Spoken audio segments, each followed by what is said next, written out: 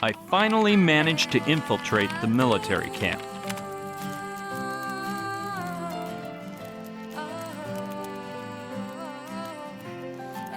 In other words, the girl did a nice job on you. How do you know that? I mean, what job are you referring to?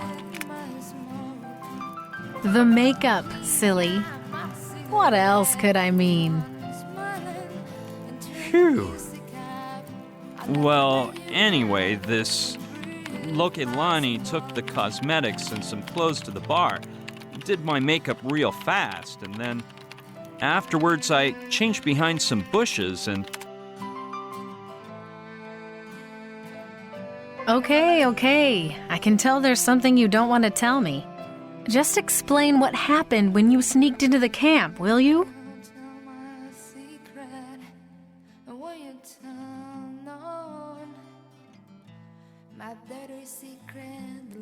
All right. It's a miracle I'm alive, Sushi. The whole thing made a 180-degree turn, and nothing had prepared me for what was waiting inside. What I did figure out fast was that they were desperately awaiting Pignon's arrival. No sooner did I set down the suitcase in my tent than O'Connor told me the colonel was requesting to meet with him immediately. I tried not to get nervous. If Kordsmeyer recognized me, my fate could be sealed. And when I got to his tent,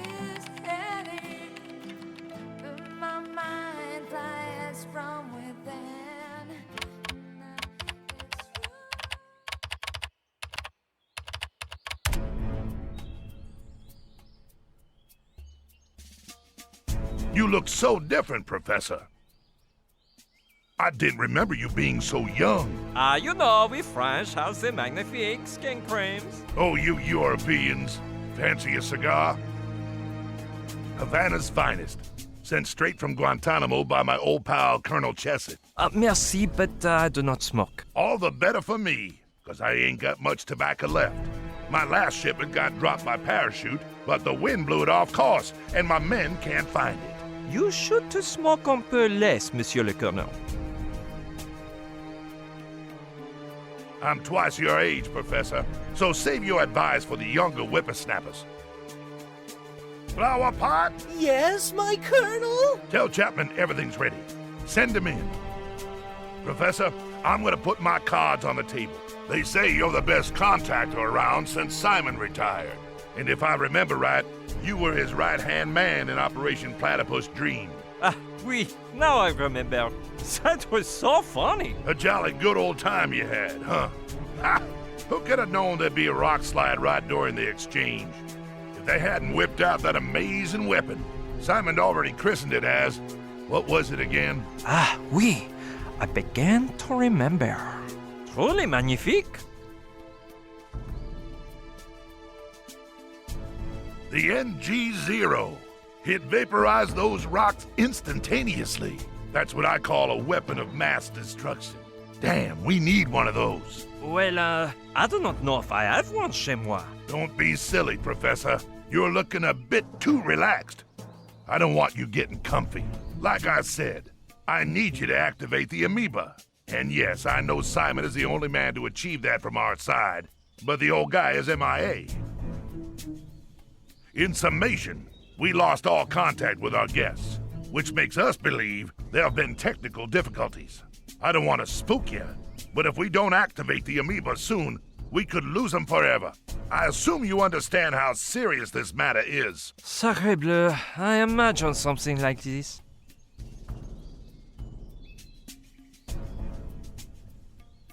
I can't quite figure out your accent, Professor.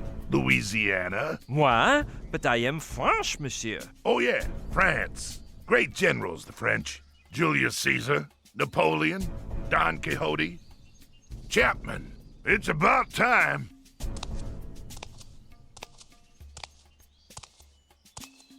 Sir. Professor Pignon, this is Lieutenant Colonel Chapman, my second in command. He'll take you to your workspace and give you the procedural briefcase. You'll start working immediately, and I'll let you do so by yourself, as your damn agency's rules ordain. However, I'll be watching your progress up close, and I hope you bring me some good news soon. Open the amoeba, and everything will go just fine.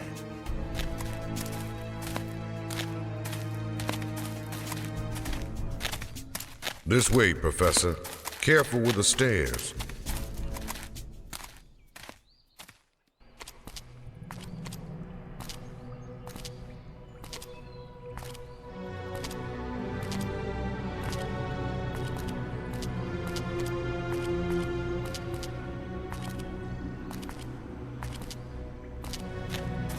Please don't fall behind, Professor.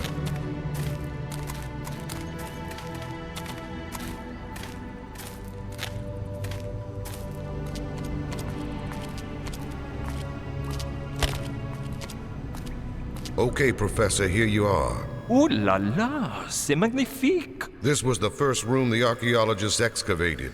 The public only had access to the Tiki Temple room, and they made this room into their center of operations. It's shameful the way we evacuated them out of there, and with no prior warning or reasonable explanations.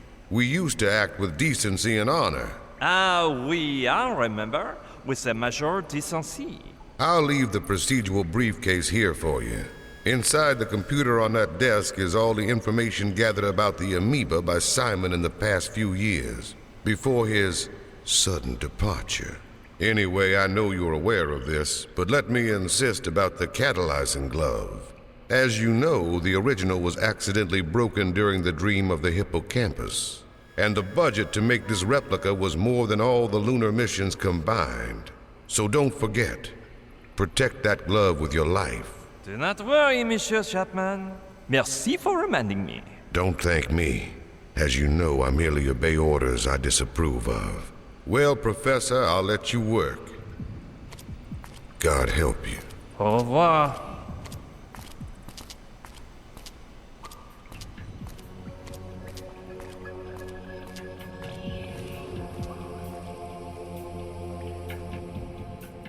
Bizarre peasants, Chapman. Ils sont, and has so many catalyzing gloves. Plus, he seem a bit paranoid, like he think Codsmire. Hey, why do I keep using that French accent if nobody's around? Anyway, Codsmire's got another thing coming to him if he thinks I'm gonna sit here and open up amoebas. As if I had time for games. The important thing is I'm here, and now I'm free to roam around the camp, find out where they're holding Gina, and escape on Knife's motorboat full speed ahead. Watch out, Army. Here I come. I thought we had an understanding, Professor. When you open up the amoeba, you'll be free to do as you wish. But in the meantime, your place is here, in this room. Oh, man. The thing is, I take the 15 daiquiris in the boat, and since there's no lavatory, I have the need of doing le pipi. Give it up, Professor. Even though I can see you perfectly, I can't hear you. No? And if I want to the 1-2 punch on the face? I repeat, I cannot hear you. So please shut your mouth and get down to work. Well, I guess this means he can't hear me. That's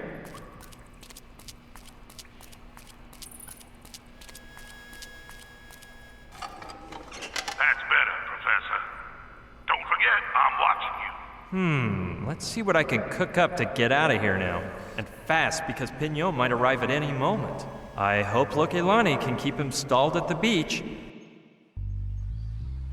Hey, Luke, how long do you say they'd take to pick me up? I hope long enough for me to get to know you, Professor. May I call you Pierrot? Yes, but maybe I'd better head for the camp on my own, no?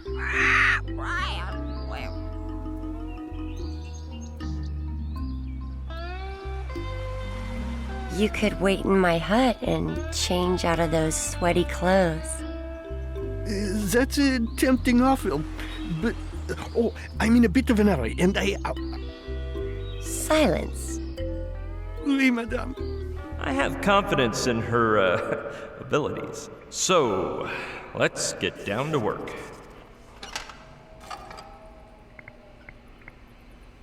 It's locked shut, but I don't see a keyhole. Okay, I'll flip through Simon's notes for a while to see what they're about. Darn, this is one huge assignment. My days as a brilliant student are far behind me. Look, I don't have all day to examine 3-page formulas and 30-letter words, so let's just do something else.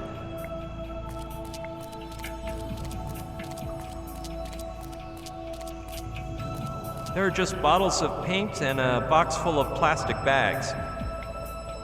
The bottles are of no interest to me, but I'll take a bag. They look strong. 4-ply is my guess. It's made of several-ply plastic and zips, hermetically shut.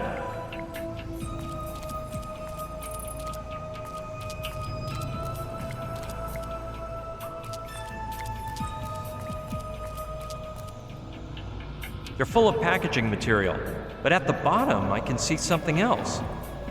A socket cam. It records straight onto an 80 megabyte hard drive, has 18 megapixel image quality, 12 times optical zoom, and allows for montage and editing in the camera itself. A modern wonder.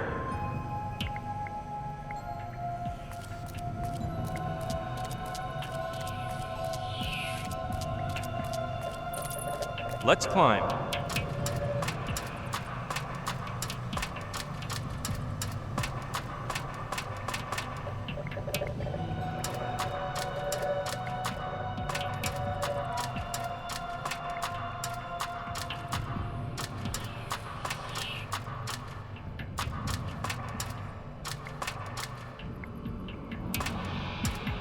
Sure, I'll take it. Luckily, it's far cleaner than the doormat. Too bad I can't think of a way to use it.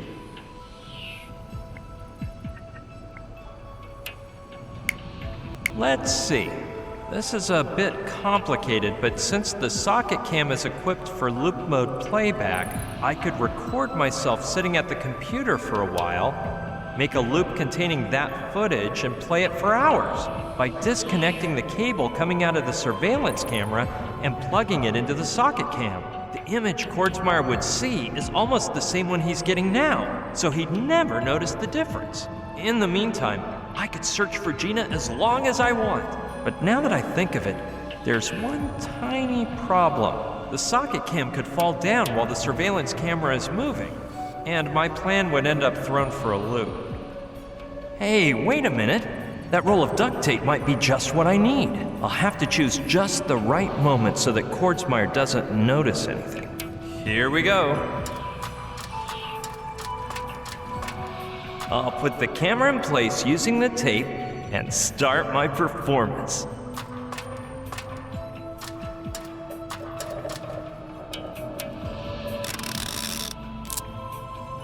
And now quickly to the computer.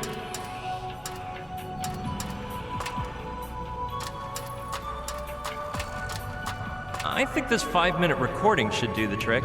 Now I just have to put it in loop mode so that the recording plays for hours, and then plug the surveillance camera wire into the socket cam.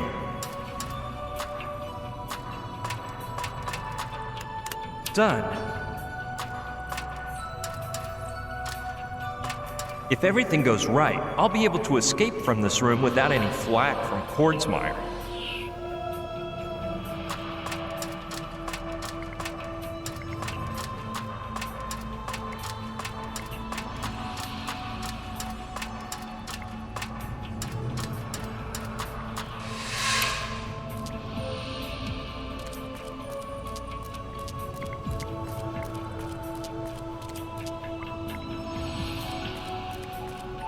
Well, if Kordsmeyer stays quiet, that means my little trick worked.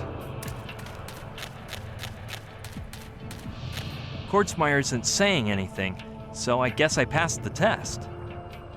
Hey, what is that? Could that be the amoeba Kordsmeyer's so uptight about opening? Must be something mighty special, because it's protected under a cube of glass like a museum piece. A ball with 3 holes in it. A bowling ball? I don't see what interest the Army could have in a primitive bowling alley, even if it's the archaeological find of the millennium. The cube seems solid, and though it looks like glass, it's hot. In some way, this all reminds me of a petrified mosquito in a piece of amber I used to carry around as a good luck charm. The crack could have been in the original design, but I doubt it.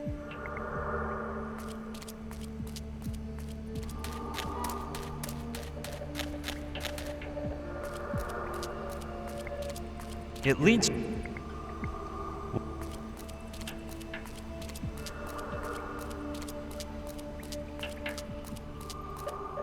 Hey, 18! Wait, I hear some voices over there. Why can't we choose our own numbers? Impossible. That don't work, 13. Tarantula let us do that once for fun, and she ended up with 30 guys fighting to be number 1. You got number 13 fair and square, and 13 you'll keep. What about Mr. 11? Don't that sound cool? Forget it. You can only use a number that isn't busy, and there's already a Mr. 11. I can't stand the superstitious. Wait, it ain't superstition, but... well... Excuse me, my lady. We'll shut up now. What a weird conversation. If it isn't a football team, then who were those guys? Ooh, imagine this. 13, the Tiki Justice Maker. Absurd. You're not saving your country, you're just a mercenary paid by a murderess. But hey, you sure 77 wouldn't look better on me? Negative. It'll never pass. How about, sir, 12.999? That's almost 13. No. And if you keep blabbering, I'll sew your mouth shut. Okay, Mr. 13 will be my official name, but I'll let my friends call me... Moron. We must never reveal our true names.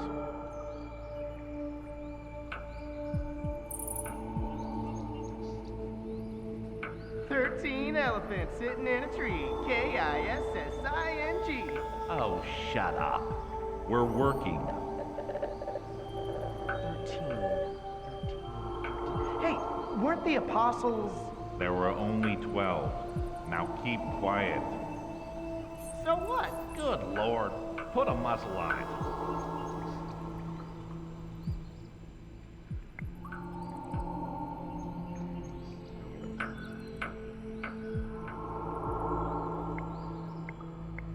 Since we're all wearing uniforms and goggles, I can fool Tarantula if I tell her I'm 37, can't I? Impossible.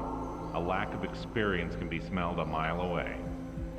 13 elephants sitting in a tree. K-I-S-S-I-N-G. Oh, shut up. Sure, let's take a peek. We're working. Ugh, nice stairwell. Wonder where it leads. There's a couple guys up there. What about 88? Oh, it sounds so forceful and... Shh! Who goes there? Bonjour, messieurs. It is moi, the professor. I can't stand professors. Exactly. Whoever you are, where do you think you're going? I was just stretching a bit the legs on the... Listen up. You go up one more step and you won't have any legs. D'accord. I will be leaving. Hey, we really spooked him, huh? Damn soldiers. That black uniform strikes me as odd, too. It doesn't look anything like the ones I've seen before. I don't know. Maybe they aren't soldiers, but they're sure watching that entrance like hawks, so there must be something interesting inside. There's probably a crushed soldier against the door, but I'll give it a go. Okay. Well, if it isn't O'Connor, great. That'll make things easier for me. No, Caddy, the audition. Don't you remember that application form I sent in? And that's not all. I climbed a palm tree, too. Several times. Well, more than once, man. That's what several means, doesn't it? S-E-V-V-R-U-L. No. Several, which means two or more. No, that's not it, Caddy. The thing is, I like to read. If you followed my cue, you might get a tryout yourself. Bonjour, Monsieur O'Connor. Gotta go, man. Duty is calling. Call me later on Channel 5. Professor, you're gonna get me in big trouble. The Colonel has told me I'm absolutely not to let you out of here. Tranquille. Right now, Monsieur Kotzmauer is seeing my hard work in the control room.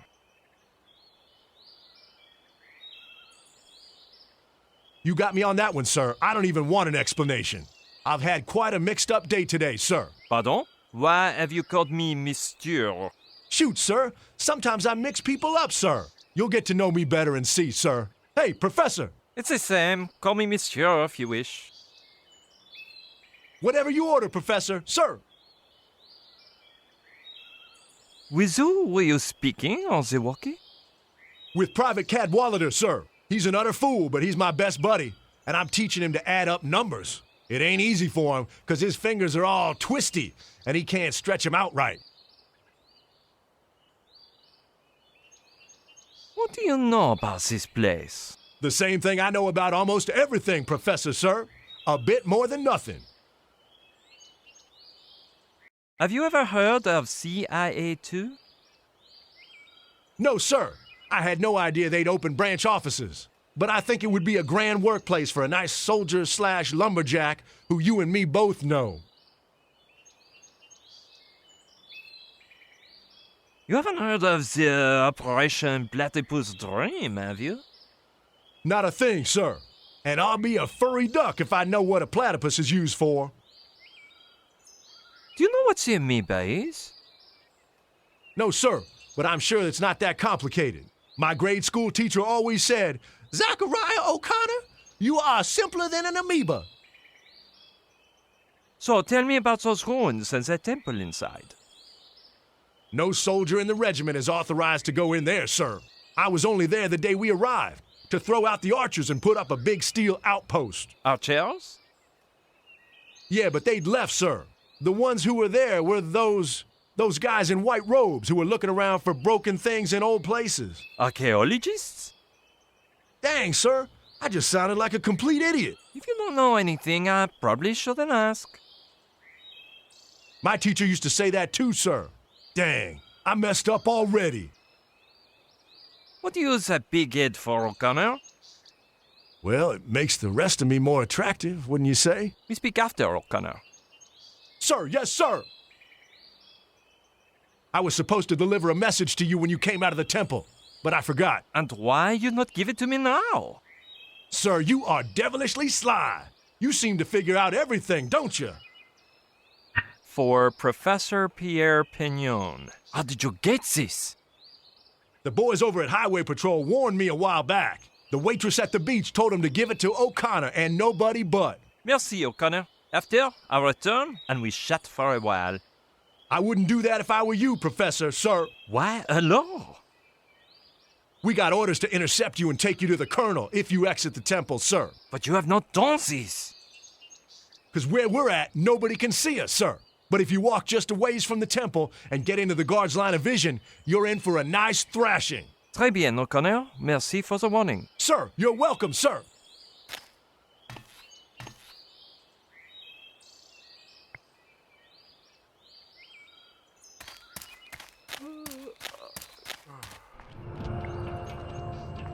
It may be a tribute to that poultry god Kai kept mentioning.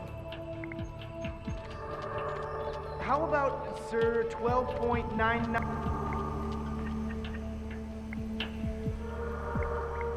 Archaeologist. I think there's something inside. I'll just open it up. A ring. Wait, there's a letter too.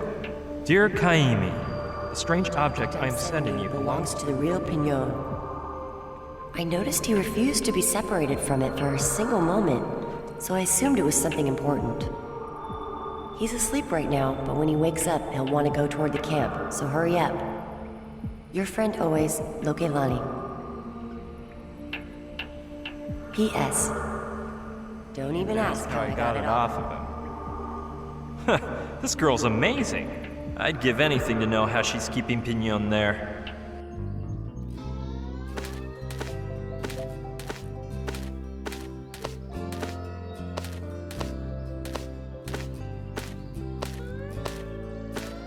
Hero, my dear.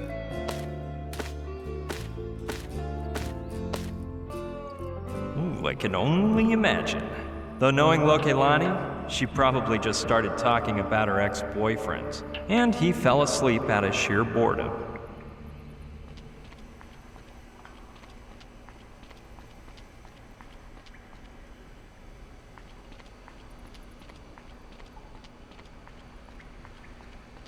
Yeah, the triangle on the ring matches the one on the handle. Let's see.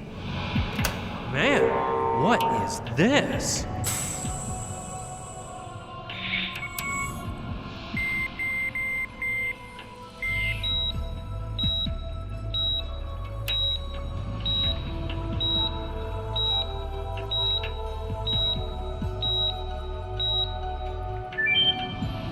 What a neato briefcase.